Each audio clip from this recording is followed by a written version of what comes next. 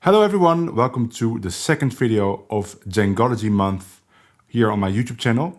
In the first video we were learning the theme of Donna Lee. If you haven't seen that video and you want to learn the theme to Donna Lee, there's a link to that video in the description. And in this video we're gonna learn a Charlie Parker solo.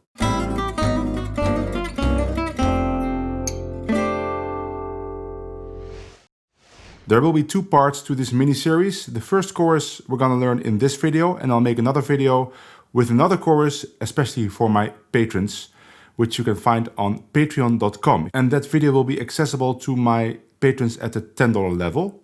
If you want to download any of the tabs that you see in this video on screen, you can download them also from Patreon, and that's already available to my patrons at the $5 level. Let's get started with phrase number 1. 3, 4, 1.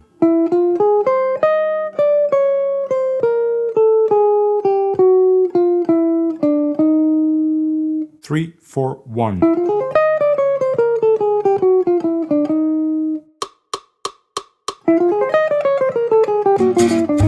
I didn't choose Charlie Parker's most famous solo, the solo he plays from the original recording of Donna Lee. I chose one from a later recording and they played very fast, but I suspect it has been sped up because the song is almost in the key of A. And it's way too fast to play that solo on guitar, especially when it's new. And it's also new to me because I just transcribed it. So I slowed it down to 190 BPM. And this first phrase is the pickup to the solo, which is incredibly easy to play on guitar, especially from the moment you reach that high E flat. Because now we have an even number of notes on each string. And it's all 4, 3, 2, 1. The third string, it's a little bit different. But very easy to play because it's completely alternate. You don't have to do any weird stuff with your right hand. And the fingerings are very easy. Maybe you recognize this lick if you are subscribed to my Instagram, because I made a video only about this lick.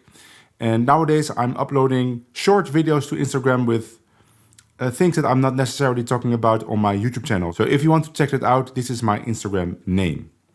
Let's go to phrase number 2. 3, 4, 1.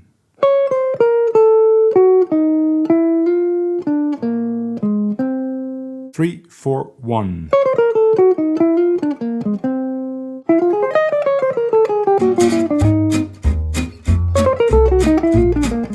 This is a really nice phrase to play from F7 to B flat 7. He's altering the F7 by playing a flat 13. He's starting on a flat 13, and then a flat 9. And now we're on B flat 7, an arpeggio-like phrase, but ending on the 9. So ending on a special color note. That's a typical Charlie Parker thing. Really gives a nice flavor to your lines. To end not on the root or the 3rd or the 5th, but end on the 7, the 9 or the 13. You could also pull off the first note. Maybe that's a little bit more BeBop-like to do that. But I usually pick it. That's probably the gypsy jazz influence in my picking. Let's go to the next phrase. 3, 4.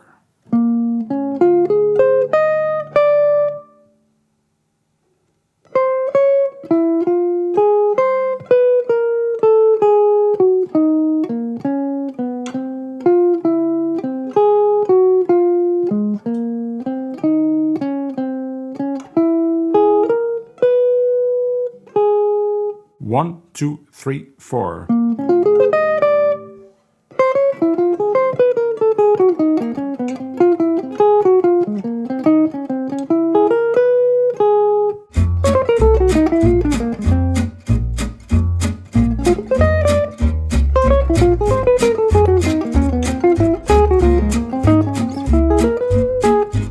new to the channel and you like my videos, please give this video a like and consider subscribing. I'm trying to grow this channel and I need your help. This phrase starts with an extended B-flat minor arpeggio. I wrote the phrase starting on beat 1 with 2 eighth notes, 3, 4. But Charlie Parker actually starts on the second note of a triplet, so 3, 4, 1. It's kind of weird to play that, and also when you listen to the original recording, it feels like he's playing that phrase too early, because it sounds like it should connect to the next phrase, right, like this. Sounds like one phrase. So if you start this phrase on beat 3, 1, 2.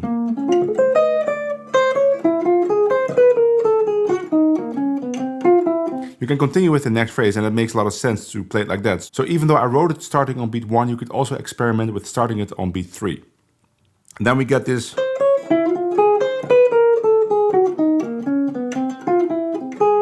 That's a great phrase to play from A flat 7 to D flat. And then we're on D flat. And he plays. He goes to that B natural or C flat because he's thinking D flat minor 7. So in the chart I wrote D flat 6 to D flat minor 6. But of course that minor chord you could also just play D flat minor 7. Going to A flat. So he's thinking minor 7 and he highlights that minor 7 note. Let's go to the next phrase. 3, 4, 1, 2.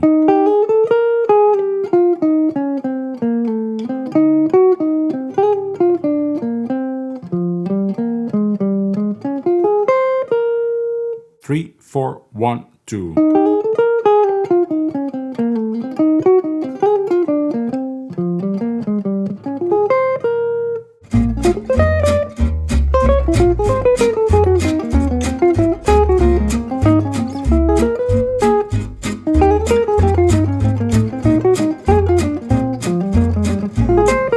Another great line to play from F7 to B flat. So the first bar is still A flat 6. And now we're on F7. He's still on F7 on the B flat chord, but that's a normal thing to do. You're delaying the resolution. And again we have a phrase that ends on the 9.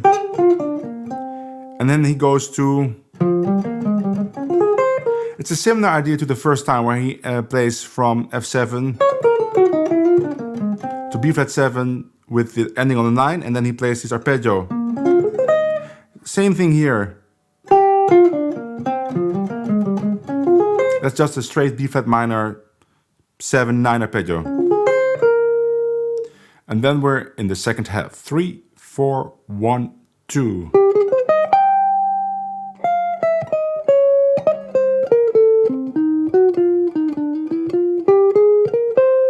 Three, 4, 1, 2.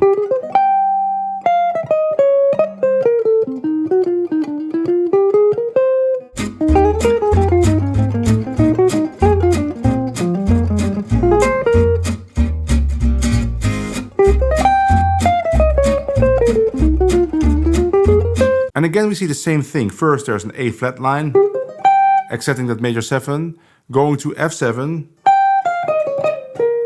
F7 here. The chord is already B flat 7 in the backing, but he's still in F7. Again, he's delaying the resolution. B flat 7. Ending on the 9 again. So that's a good strategy if you have a dominant chord on the second degree to play a line that ends on the 9. Right, so we're in A flat, so B flat 7 is the dominant on the second degree. If it would be in the key of F, it would be G7.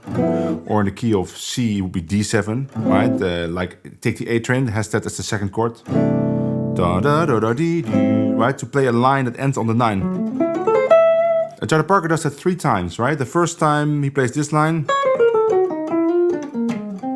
F7 altered to B flat 7 ending on the 9. The second time, same thing, F7 altered to a B flat 7 ending on the 9. And the third time, same thing, F7 altered to B flat 7 ending on the 9. Let's go to the next phrase. 3, 4, 1.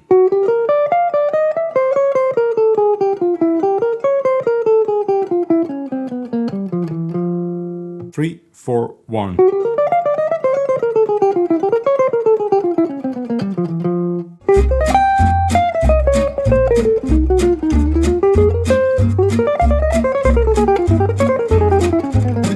So this is the only phrase I added to the solo. Charlie Parker plays his signature fast triplet Charlie Parker line, or maybe it's 16th notes. Anyway, it's very hard to play on guitar, especially in the tempo that they're playing it in, but it's also difficult to play in this tempo. So I changed it to a triplet lick, which is pretty easy to play on guitar. Well, maybe not easy, but much easier than what Charlie Parker is playing. So it starts the same as the Charlie Parker line. So it starts like Charlie Parker's line. And now I just continue with a line that I like. I would call that a typical triplet modern gypsy jazz lick. It has the same idea as the Charlie Parker line in the sense that we're playing C7 altered, ending on the root of F minor. So you can go for the Charlie Parker line, which I don't even know completely how it goes because I was trying it out. It's like, okay, there's no way I could actually demonstrate this on video, so I'm gonna change it. Or you could practice this line, which is really fun to play, not too hard because it's completely alternate and the fingering is pretty easy, and that's pretty much the same effect. Let's go to the next phrase. 1, 2, 3.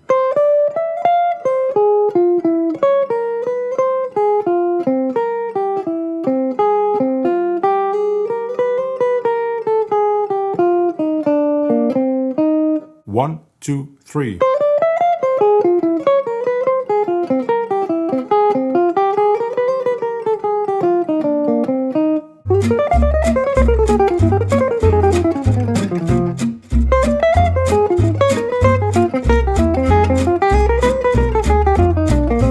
Another great phrase, typical Charlie Parker, typical bebop, with lots of smartly placed arpeggios. F minor arpeggio, then a typical bebop line for C7, another F minor arpeggio, C7 arpeggio. So he's playing a mix between F minor and C7, but not necessarily at the time that the backing is playing those chords. But that's not necessary because the feel of this passage is just F minor 7 or F minor 6. And then you just play that F minor, and to create variance, you add some C7 in there. And you could even do that if the chord would only be F minor. And then we continue with this line. It is chromatic, but it also feels like G7 altered. It's something I would play on G7 altered to C minor, for instance. And G7 altered is the thing that I would play as well on B diminished.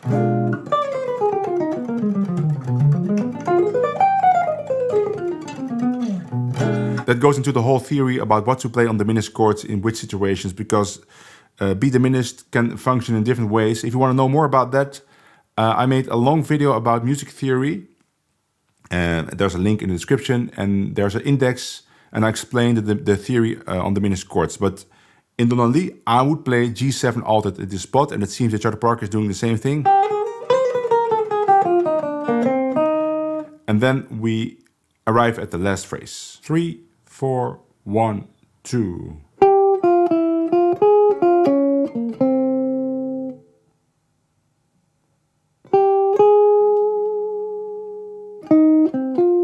Three, 4, 1, 2.